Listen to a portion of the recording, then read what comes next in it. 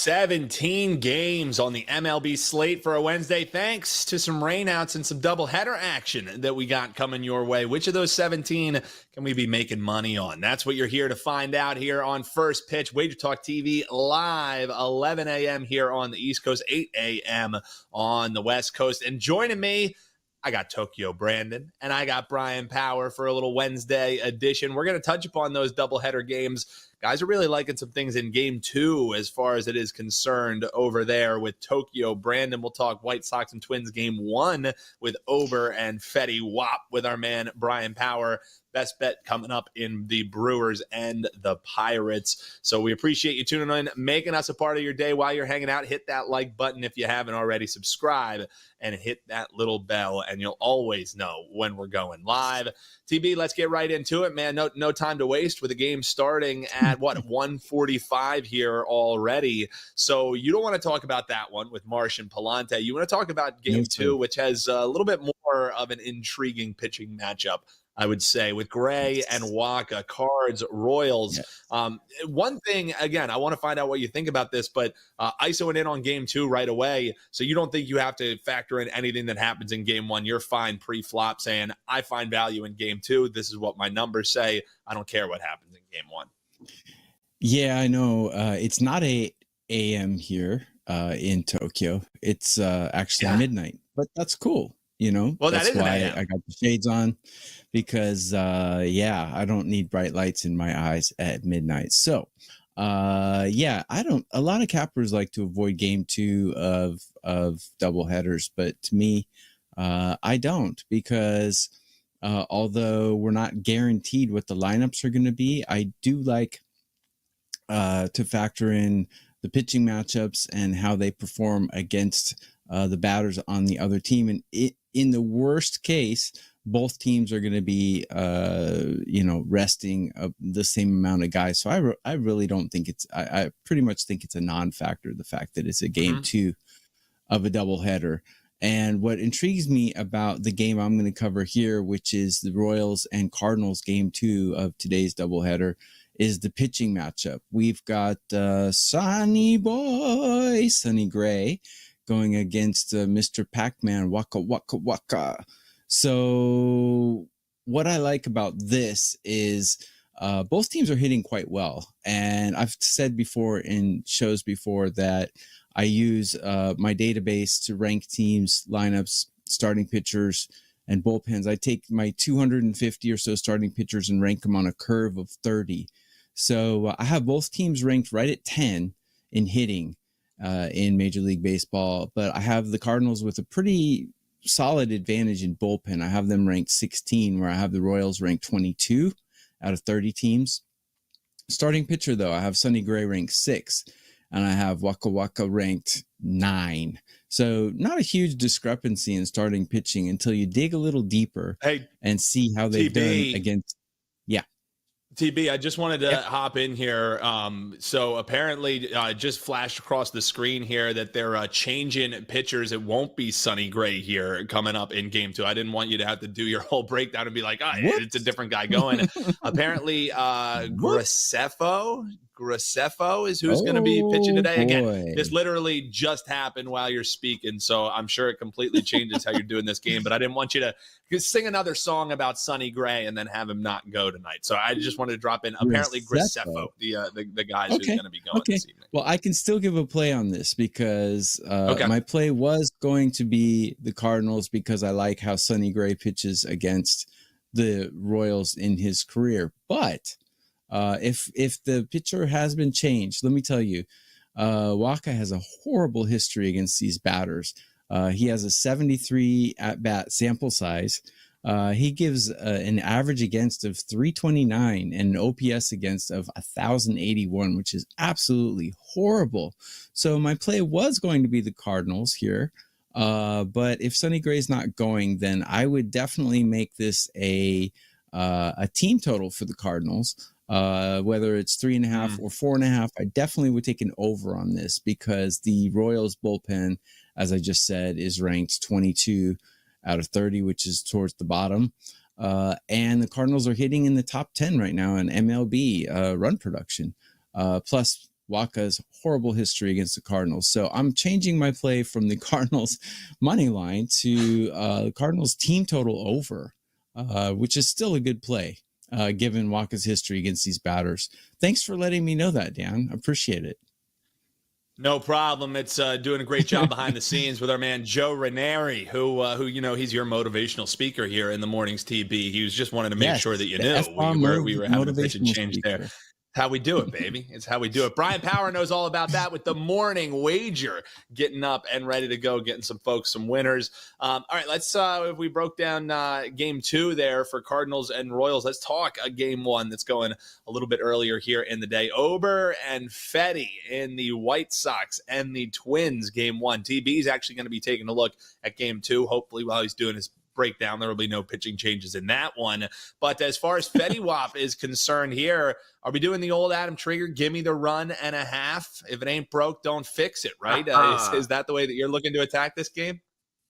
Yeah, but first off, Dan, very impressive from Tokyo Brandon to just be able to turn on a dime right there and still give out a play. If there was a pitching change in the middle of one of my breakthats, I probably would have started crying in the middle of the show and just demanded to start over. So position. I was very impressed by that. Yeah, that was very good. So fortunately, I have a look. This is great for me because yesterday's game between these teams obviously got rained out. And full disclosure, I was set to take the White Sox plus 1.5, the old Adam Trigger special, as a 3% play. Given we've got the same starting pitching matchup for game 1 of today's doubleheader, why not just come back with that? And the key to the handicap, Dan, is that Fetty Wap is on the mound. Our boy, he's a much better pitcher at home, where he's 4-1 with a 1.64 ERA and a 0.91 whip. That being said, he pitched pretty well his last time out, which was here in Cleveland. He allowed just 1 run on 3 hits over 6 innings. The White Sox won that game as big underdogs on the money line. His lone career appearance against the Twins, it was back on April 23rd. Old Fetty Wap again allowed just 1 run in 6 innings and he had 11 strikeouts in 0 walks. The thing is, he's pitched a lot on the road recently. 6 of his last 7 starts have come away from home, so he's got to be thrilled to be a guaranteed rate field. Probably the only person in America who's thrilled to be a guaranteed rate field. I had to get that in there. But on the opposite side of the coin, we have Bailey Ober starting for Minnesota. His ERA on the road, full 1.5 higher than it is at home. And earlier this season, when Ober faced these White Sox, he allowed 4 runs in 6 innings and finished with only 3 strikeouts. Not a very good outing there. Dan, I know the White Sox are the White Sox. They're 0-8 against the Twins this season. They've allowed 6 or more runs in 7 of those losses. For what it's worth, they allow about a full run less per game at home than on the road. But the key here with the head-to-head series against the Twins, a lot of these games have been close, guys. 3 decided by 1 run. 6 of the 8 games, get this, this blew my mind, have seen the White Sox hold a lead of at least 2 runs, and yet they're 0-8 against the team. That's incredible. And that includes Monday, where they were up 5-2 and lost 8-6 in 11 innings. Condolences if you had the plus 1.5 there. But my gut, admittedly a little bit bigger than it used to be, tells me the White Sox are going to win the first game here. But that bullpen does give me pause, Dan, so I'd rather bet Fetty Wap and the boys plus 1.5 on the run line. I saw it in the chat here, and shout out to the chat over on YouTube. Shout out the chat that's popping on TikTok. We're going to get to a question from D over there in just a moment, but we had the Trig special from our man Tyler. He goes, you think Trig's going to be parlaying White Sox plus 1.5 with White Sox plus 1.5? Like the only thing that our man Adam Trigger would love more than betting the White Sox getting a run and a half is betting them twice in one day. Yep. So shout out there. Lone Star also wants to hear about the O's team total. We'll talk about that here in just a few. But first, I want to get to D over on TikTok. As if we talked about game 2, guys, we have to talk about game 1, Kansas City Royals and the Cardinals. The question is simple. Money line. Which way are we going in this one? Marsh, Palante, TB, since you were breaking down game 2, I'll throw it to you first on this one. Any thoughts on the money line? A lean to either side in that one, and we'll get Brian's thoughts as well. But for you, TB, you already capped game 2, so what do you think about how game 1 maybe shakes out? Yeah, the Cardinals have a huge advantage in the bullpen, and I know a lot of people like the Royals starting pitchers, but Marsh is not one of their good ones. I actually have him ranked 19th out of 30 on the 30 curve. So he's a little bit below average of a pitcher. And I think the Cardinals are hitting the ball a little better than the Royals lately, despite yesterday's result. Palante, he has decent numbers against the Royals, but it's just a small sample size. And Marsh has never gone against these Cardinal batters before, none of them. So the only thing we really have to go on, big discrepancy in the bullpen. So if I was going to bet this, I'd take the Cardinals. Palante's not a household name. And he has, kind of a little bit of a dreadful 1.44 whip there, but Marsh's whip is not that great either. I'd go with the Cardinals if I had to, but as I've said before, the advantage to us being sports bettors as opposed to blackjack players is we don't have to play every hand that's dealt to us. We can pass. So I'm not going to bet this game. Yeah, I'm wondering for you, Bri, it does seem like if you do want to get that Cards money line, then you probably want to grab it here sooner, as we saw it open, around that 140, ticking up in some spots. So what, you in agreement here on game one, or do you see it shaking out a little bit different, or do you have something else that you're maybe eyeing that's outside of just picking a side here to start off the day? Yeah, Brandon, he talked about the Cardinals team total over game two. How about looking at the Royals team total under here in game one? Dan, Kansas City has the biggest home versus road split of any team in all of baseball offensively. They average 5.2 runs per game at Kauffman Stadium. They average only 3.9 runs per game on the road. They're bottom five in pretty much every metric away from home. 28th in WRC plus, last in BABIP. Palante, Tokyo Brandon, he mentioned that they haven't exactly, he's not a household name, but he's allowed 1 or no earned runs in 4 of his last 5 starts. You talk about WRC plus, the Royals against righties, 86 WRC plus over the last month. That is dreadful. I don't think Kansas City's going to put a lot of runs on the board here in this first game. This is a team probably to sell the rest of the season, as fun of a story as they were the first 2 months or so. I agree with that. Yeah. The Royals are everyone's darling, but I'm not high on this team at all. Yeah, I get where you guys are coming from. And again, I feel like with how baseball is just set up, and it's something that we talk about here on the show a lot, it's really finding these streaks, being able to ride them, finding the teams that are hot, because just that a team is great all season long, or this team's probably going to be around it at the end of the year. Take the Yankees, for instance. If you've just been paying the Yankees tax over and over and over again, you've been banging your head against the wall. If you can find some spots with these teams that maybe you're not as high on in these little bursts, that's where you're going to be building your bankroll in MLB. That's definitely the way to cut the teeth there, so to speak. Guys, question here from Lone Star. Lone Star. I bet you he's got some nice spurs, nice burrows, nice cowboy hat that might be able to rival Tokyo Brand. He might be from Texas. Lone Star, roll call. Where are you tuning in from? Lone Star asking, curious your all thoughts on laddering. If he said y'all, we would feel better. But laddering the O's team total today, wind blowing out. Imanaga fly ball pitcher. Thanks. No, thank you, Lone Star, for tuning in and asking the question here. I'm going to take a look and find what the team total is here. But as far as this game's concerned, like talking about finding teams that have the little quiet streaks going, that's the Cubs. And look no further to what they did last night in game one against the O's. So really what Lone Star is asking is, the bats who kind of went silent yesterday and all the hitting was really coming on the side of the Chicago Cubs, does that kind of reverse to the mean here? And we see some runs stacking up for the home side of Baltimore. BP, any thoughts on a Baltimore team total? I'll take a look here at the numbers of the ladders and the plus money that he could potentially be finding there. But how do you see this game too shaking out? Yeah, just a couple quick notes. The weather conditions, by all accounts, seem conducive to a lot of runs today. It's going to be warm, hot, dare I say hot, in Baltimore. Wind is blowing out. Now, the interesting thing with Imanaga is, and we've talked about this on the show a couple weeks ago. We maybe even talked about it multiple times. There's only one lineup that's seen him twice so far the entire first half of the season, and it was the Mets. And what happened that second time the Mets saw him? He got ate up. He was terrible. So this is the Orioles' first time seeing him. So maybe just leave that out of the equation. Yeah, you think Baltimore maybe has a bounce back. I don't know. Baltimore bounce back day at the plate. I don't know. I guess you could play the team total. It's not something I was looking at, but looking at these weather conditions, yes, They are hitter friendly. So maybe, I don't know, maybe I guess you do go with the team total, even though Imanaga, save for that one start against the Mets, has been pretty good. Yeah, and you might be able to find a little rogue 8.5 out there, but we're pretty much looking at 9 painted across the board here. With how Chicago's been hitting and what they did yesterday, it seems square because of the weather, because of the wind blowing out. But TB, I know you're not as big into the totals, but instead of ISOing in on a team total, would you think at all about potentially going with the game over? I know now that it's sitting at 9, we're loving that key number, potentially having a little push potential there. But if you do think Baltimore's bats come alive, I know it's Corbin Burns on the mound, so that maybe that's what lessens your excitement about what you're going to see of a repeat performance out of Chicago.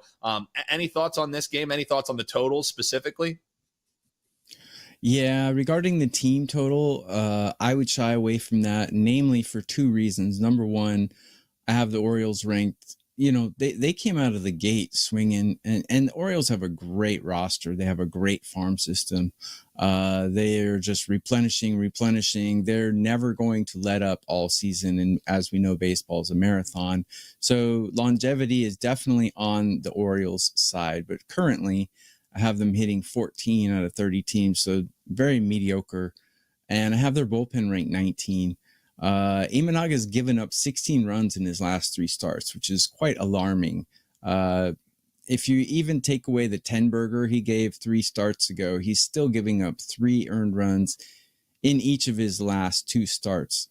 But the Orioles lineup, just a little too mediocre at the moment, not in great form. Plus the fact that they've never seen Imanaga before would make me shy away from that team total.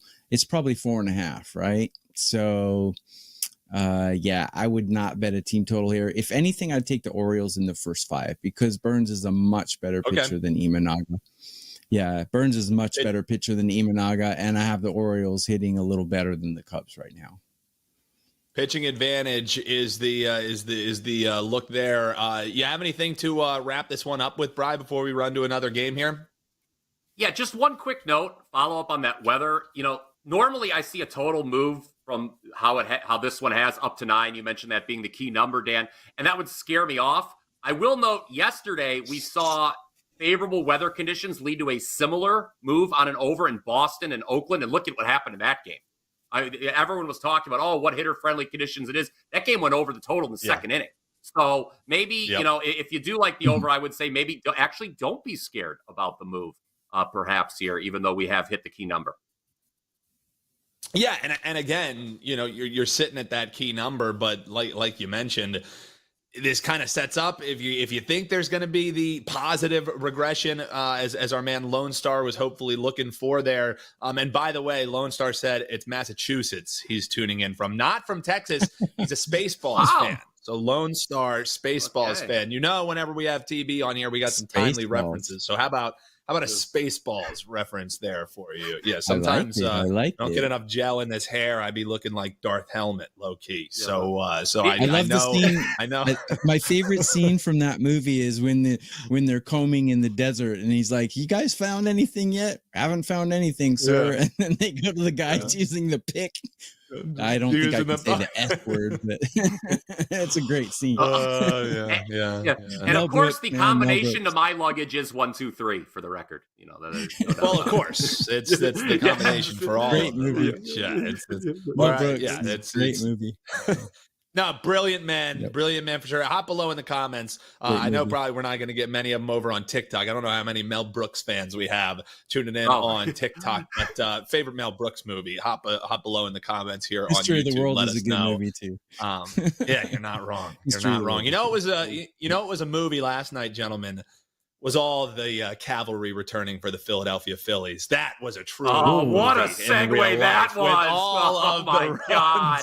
Well, Tokyo Brandon said Tenberger the other during his breakdown, and I was just like, well, I know what game I'm talking about next. Finally, somebody mentioned something I can segue to what the Phillies did to the Dodgers last night. Yeah, the cavalry returned. Bryce Harper Kyle Schwarber come back, and it was an absolute boon to the bats that have kind of been a little inconsistent there in Philadelphia. Funny enough, Harper didn't really contribute anything to the cause. 0 for 4, but Schwarber, he did get the 2-run single. He got himself walked as well, but it was Ice, Trey Turner, it was Brandon Marsh, it was Johan Rojas. So the names just keep stacking up. You can tell, guys, I'm excited about a win here in July that probably will just have the Dodgers even more pissed off when the NLCS rolls around.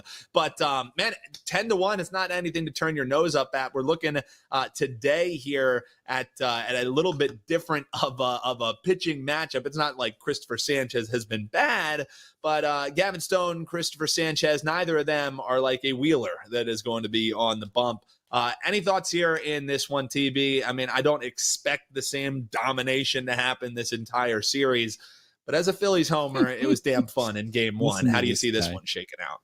I expect this to shake out pretty much like it did yesterday, to be honest. Really? Sanchez and Stone, not exactly household names either, but in a very small sample size, Sanchez has decent numbers against Ohtani.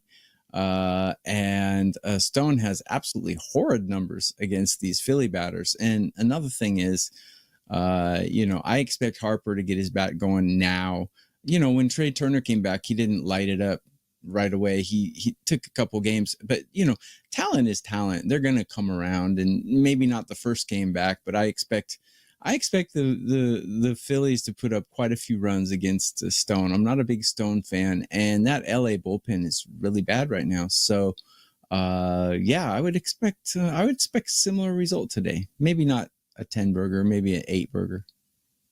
Yeah, and this is one, wind still going out, left center, 15 miles per hour, hot, humid, but there's also some storms that are potentially in the area. I don't think it'll affect getting the game in, but you might be looking at some shortened time on maybe the front end or the back end, but it should be fine as far as getting a full game in. Just not sure about the start time on that one.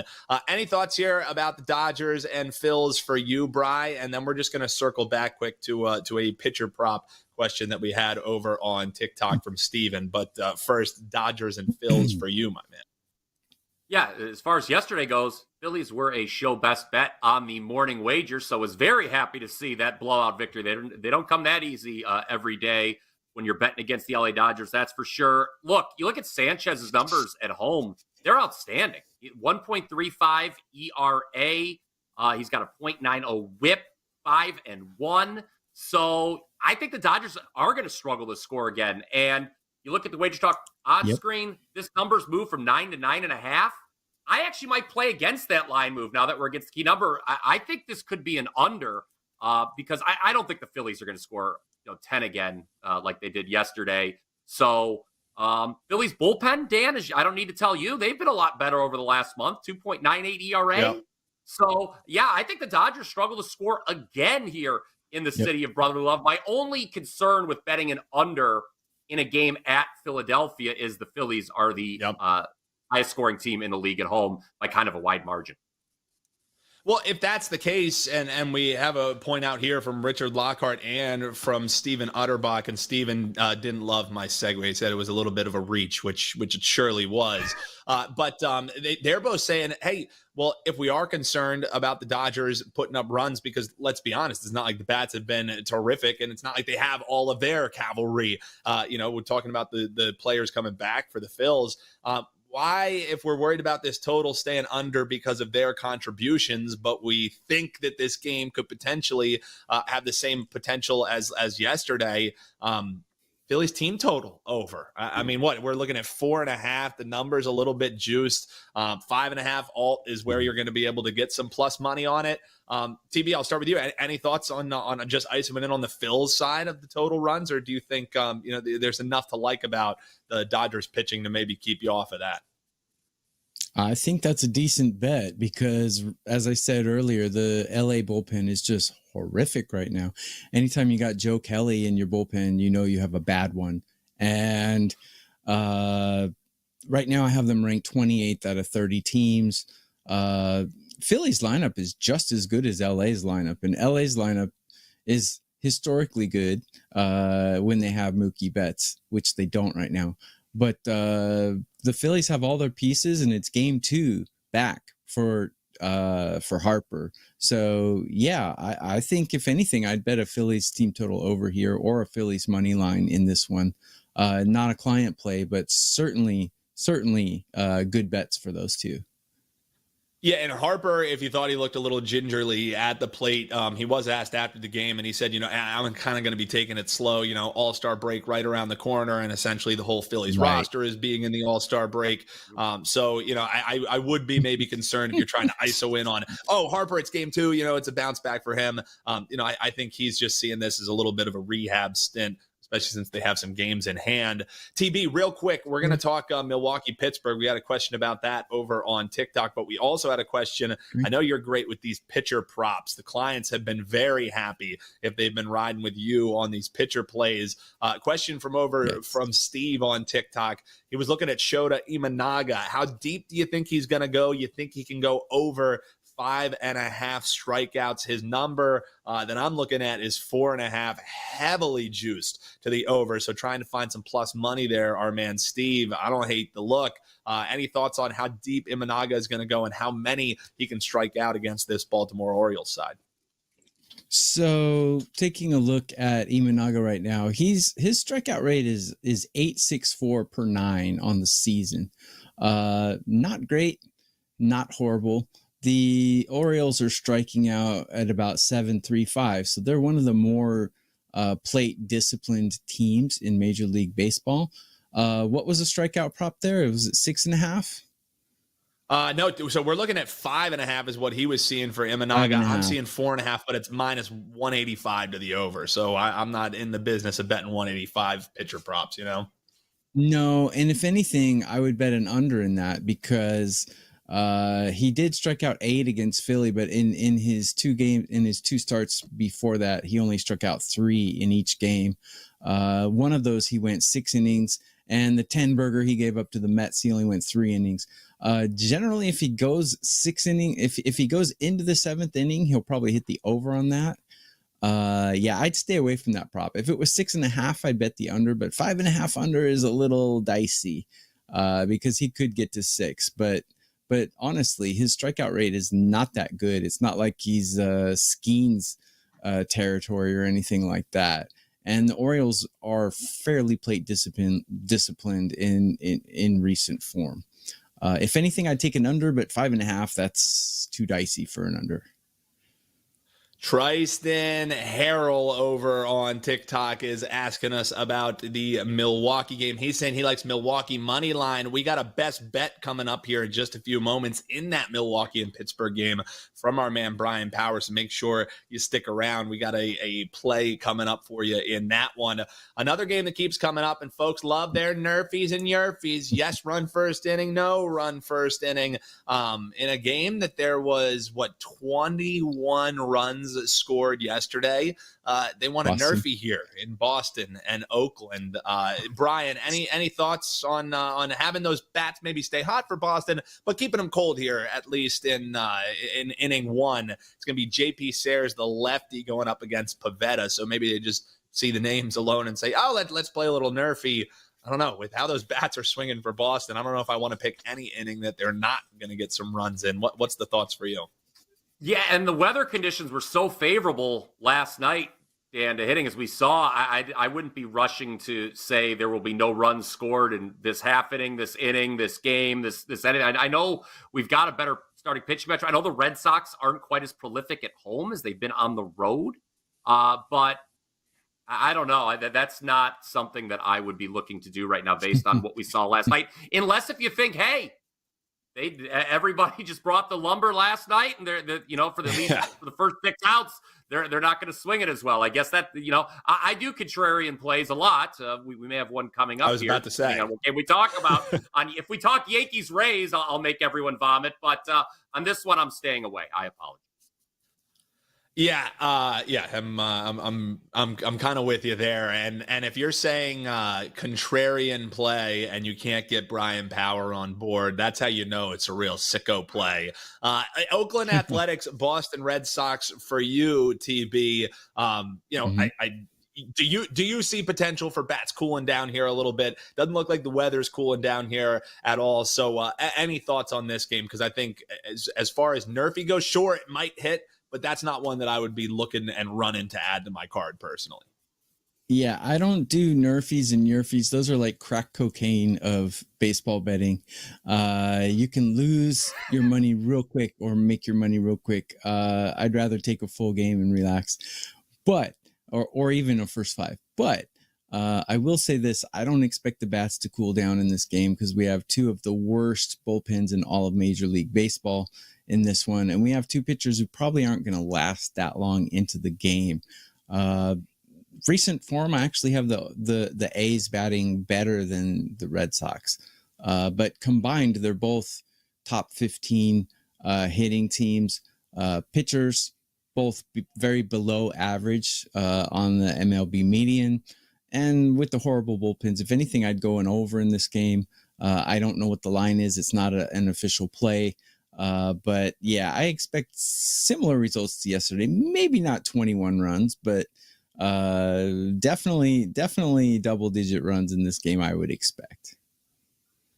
BP, I know that Tokyo Brandon, or you were mentioning about throwing up in your mouth about the Yankees there. TB actually has a best bet up that you can grab over at his page in that Rays and Yankees game. Just $15. You can grab the play from our man Tokyo Brandon, who is number one MLB profit, up nearly 100 units. Yeah, that's almost 100 units, 98 units to be exact. I know people don't want me inflating the records there, but Rays and Yankees game, best bet over there for TB. You can grab it at his page, wt.buzz/TB, or got a great deal going on. We were running a 7 for 7 deal, $7 a day for a week of plays. How about $7 a day for 30 days of plays? And with the All-Star break coming up, if the guys don't have any plays, they pass there. Don't worry, your access going to get added to the end of the package. So 30 net days is what you're going to be getting of plays for just $7 a day. So sure, you can grab that $15 play from our man TB, or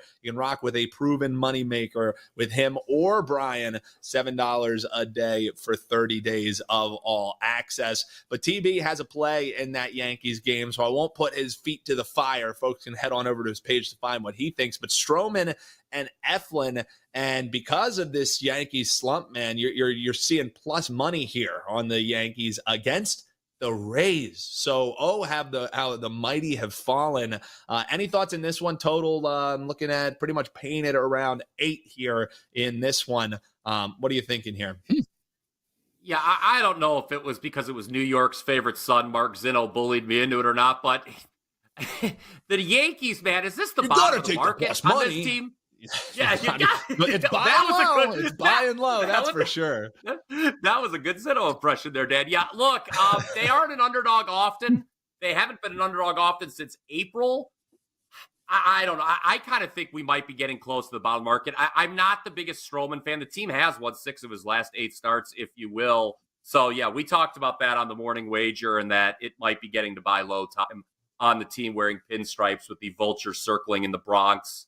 Brian Cashman rearing his head around the proceedings. So we shall see. But Tampa Bay is a mercurial team this year. I know I am about to set the chat room ablaze because they go crazy every time I hit the hammer of run differential. But Tampa Bay being able to maintain a 500 record in spite of a horrific run differential that is basically equal to that of the last place Blue Jays is really eye-opening to me. Tampa Bay has excelled in one-run games this season. We know that. I just don't know. When I see a team who has 7 more actual wins than expected, they're not a team I'm looking to get behind, guys. Although, full disclosure, I bet the Rays over their season win total before the season and was ready to throw that ticket in the garbage at one point. But apparently, I don't know. They're going to make me sweat. We'll see how that goes. I think it's going to come all the way down to October. Wow, the chat, Raven Ron, our man, going with the Yanks money line as well. Swing back to another game here before we talk best bets. Coming up in the best bet segment, we're going to touch upon that Brewers and Pirates game. The chat over on TikTok is feverishly awaiting Brian Power's thoughts on that one. We're also going to talk game 2 here in Twins and the White Sox with Lopez and Thorpe. So that's coming up here in just a few. But first, Tyler was asking in the chat, do we got a dog barking in San Diego as Michael King is on the bump for the Padres? Bryce Miller opposing him, and Seattle flexed the muscle yesterday. If you think that this is a buy sign here for Seattle, getting them at this nice plus money price here against the Padres team that I still have some major questions for, especially when you finally got like Julio Rodriguez hitting, you got Cal Raleigh, he's homering from either side of the plate there. Seattle getting this plus money. TB, any thoughts in this one? Do we have a live dog again here in San Diego? Yeah, Seattle's weak point had been their batting, but their bats have caught fire this last, 3 or 4 game stretch. So yeah, given, the pitcher's ERAs is one thing to go on, but King has a better ERA, but Miller's a better pitcher than King. Trevor Bauer is a better pitcher than all of them, and it's a shame that he's not in Major League Baseball, but he is starting today in Mexico against the Braves of León. He's 10-1 with a 1.7 ERA. But anyway, I'm getting off track here. I think Seattle would be a live dog here for that money. They're just a better overall team. They have a better bullpen.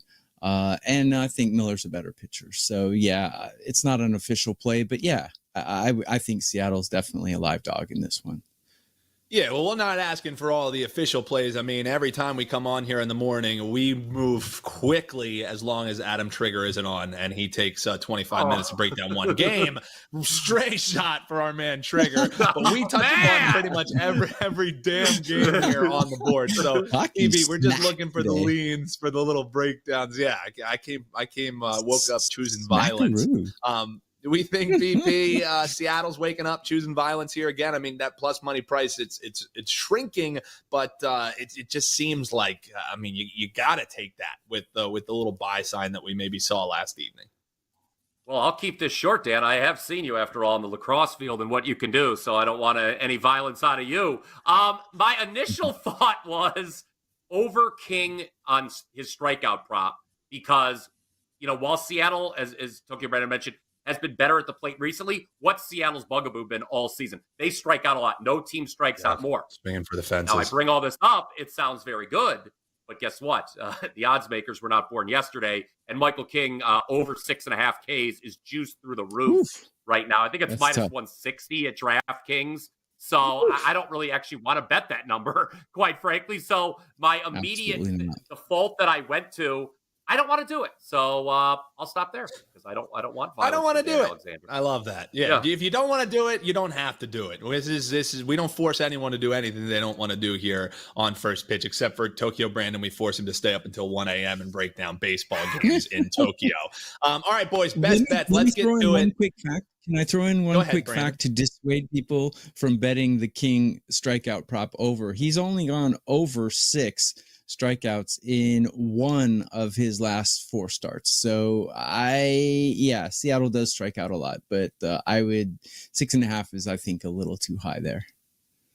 Yeah, it's definitely fair, and also like BP mentioned, I mean, make the numbers make sense when you have to lay crazy juice too at a bad number. You're not going to win long term doing that. So it might make sense. Again, he might go over it. It might be a fine bet to make. Is it a smart bet to make? Gambling, man. That's where we come in. Yeah, that's where we come in and try and make the distinction for the folks to help them build the bankrolls there.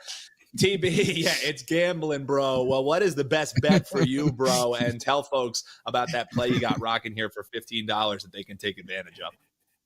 Yeah, I got to play in it's not the Yankees game. It's the Rays versus the Yankees, by the way. But I have a play in that game. And yeah, it's available at WagerTalk. I'm number 1 in MLB profit in 2024. And I'm number one all sports profit 2 of the last 4 years, so not too shabby. I'm number 2 right now in baseball, or in all sports profit in 2024. Someone has taken my number 1 spot, but I'm going to get it back before the end of the year. I'll be number 1 at the end of this year. So my best bet for this game is going to be game 2 of the Twins and White Sox. Pablo Lopez going against Drew Thorpe. So the Twins, basically, I have them ranked number 1 in hitting in all of Major League Baseball. And I used to be a Major League scout, and I used the same database and the same peripheral numbers and metrics and all that when I rank my lineups, bullpens, and starting pitchers. I also take into account bunch of different things that I don't want to make this an Adam Trigger segment. So I have the Twins ranked number 1, and I have the White Sox ranked really mediocre. The White Sox are not as bad of a hitting team as people think they are. They're right in the middle of the pack, and they drift between, ranked number 13, ranked number 15. So their hitting is not the problem. Their problem is their bullpen. And if anyone has bet the White Sox this season, that their bullpen is absolutely horrific. You got pretty decent starting pitchers like Fetty and Cannon, and they got some guys who can come in and actually pitch good 5 innings. The problem is this bullpen, Kopech comes in and he's just like an automatic 3 runs. I mean, anytime that guy comes in, you can bank on 3 runs for the other team. Their bullpen is just horrific. And today, Drew Thorpe, I have him ranked 20 out of 30 pitchers on a curve. So Pablo Lopez, I got him ranked 11. So only way to go in this game would be the Twins. If the juice is too high, a -1 is a really good bet, because -1 is less risk than a -1.5. If you take a -1, which is available on most books, I know DraftKings, if you click the game lines, you can scroll down to the bottom and you can actually select your -1, -1.5, -2. And so -1 is very safe, because if your team wins by 1, it's a push. And if they win by 2, you win, rather than the run line where if you win by 1, you lose. So I like the Twins -1 in this game. They got the best lineup in all of Major League Baseball, according to recent form combined with season form. They have the better bullpen and they have the better starter. It's, sometimes you don't have to make this more difficult than it is. So I'm going with the Twins in game 2 of the Twins-White Sox game. Twins in the second game, says our man Tokyo Brandon. You can check out his best bet while you're hanging out with us. Hit that like button, whether you're joining us on X, Instagram, TikTok. Make sure you hit us with that follow. And then if you're over on YouTube, subscribe and that little bell. You'll never miss when we go live here. BP, shut it down for us, man. Let us know what you've got rocking. The soccer run on the pitch has been a beautiful thing for you and your clients. You do have a best bet for the folks here in MLB tonight, but let them know about the play you got up that they can grab, and they can grab 30 days of all access for just $7 a day. They've been waiting with bated breath. Brewers, Pirates, how the hell we bet in this game? We'll get to that in just a second. But yes, Dan, it has been a tremendous run in soccer. 32-12 on the pitch. Going back to mid-April, number 1 all soccer at WagerTalk during that time. Number 2 over the last 365 days in soccer. Not only do I have that 4% best bet in soccer, but I've got 3 MLB plays locked and loaded here on Wednesday. I gave you one of them already, the White Sox +1.5, and I'm going to give you another right now. I am in a giving mood here today, I suppose, on the program. It is Brewers-Pirates. I was a bit shocked, Dan, to see the Brewers fall 12-2 in last night's series opener. I know Colin Ray was due for some regression, but the situation was pretty favorable to Milwaukee, wasn't it? They were at home following an off day. Meanwhile, Pittsburgh, no off day for them between series, because remember, on Monday, they finished a 4-game wraparound against the Mets. Now, it was close early on, 2-2 game heading into the 6th last night between these teams, but that's when Ray imploded. He allowed 5 straight singles. Joey Bart grand slam after that. That was all she wrote. But I think it's pretty likely we see the home team bounce back tonight. Now, I'm not going to play Brewers money line. I know that's what the commenter was thinking at I'm going to go in a different direction because I am a little skeptical of Tobias Harris. Harris, he allowed 4 runs his last time out. Now, that was in Colorado. Always comes with an asterisk. But he also has a 4.97 ERA at home. He's given up 10 home runs in 64 innings pitched as well. So let's leave him out of the equation, Dan, and just focus solely on this Brewers offense. Top 5 this season in runs per game at home at 5.07. They had the rough night last night, just 2 runs, 2 for 14 with runners in scoring position. So I'm calling for the bounce back from the Brewers offense today because they're facing Martin Perez. Last time they faced Perez, how about 9 runs and 11 hits in 5 innings, including 5 homers? That was right here at American Family Field. 4 career appearances against the Brewers. Perez has an 8.31 ERA. That is not good. So some of those games were a while ago, but we fast forward back to the present. Perez is just not having a good year overall, particularly on the road. 5.97 ERA, 1.67 whip. The Pirates bullpen has been having issues as well, especially lately with Bednar out, unavailable. He's not back yet from an injury. For the year, the Pirates pen 4.43 ERA. That's 6th worst in all of baseball. Bottom line, I expect the Brewers to hit their season average of 5 runs at home tonight. So take them over the team total of 4.5. That is your show best bet. And if you didn't get enough of me here, by God, I'm going to stay right in this seat, Dan, because I'm on WagerTalk today at the top of the hour. No, we got enough of you. It's okay. We'll yeah, be good. There just we fine. go. Joe is still paying attention. Yes, that's nice. I just wanted to make sure. In a giving mood is our man Bryan Power, giving you over 4.5 total runs for the Brewers. That's the best bet for BP. He's got a best bet on the pitch going tonight. You can check it out over at his page. Tokyo Brandon going with the Twins in Game 2. The best bet for him. You want the true best bets? Check these guys out over at WagerTalk.com. While you're hanging out with us, make sure you hit that like button. Hit us with the follow. We got Wager Talk today coming 12 minutes from now. That's right. We went a little bit late here, getting you some baseball winners. So we appreciate you hanging out with us. For Tokyo Brandon, for Bryan Power, I'm Dan Alexander. Best of luck, everyone. We'll see you tomorrow right back here on First Pitch.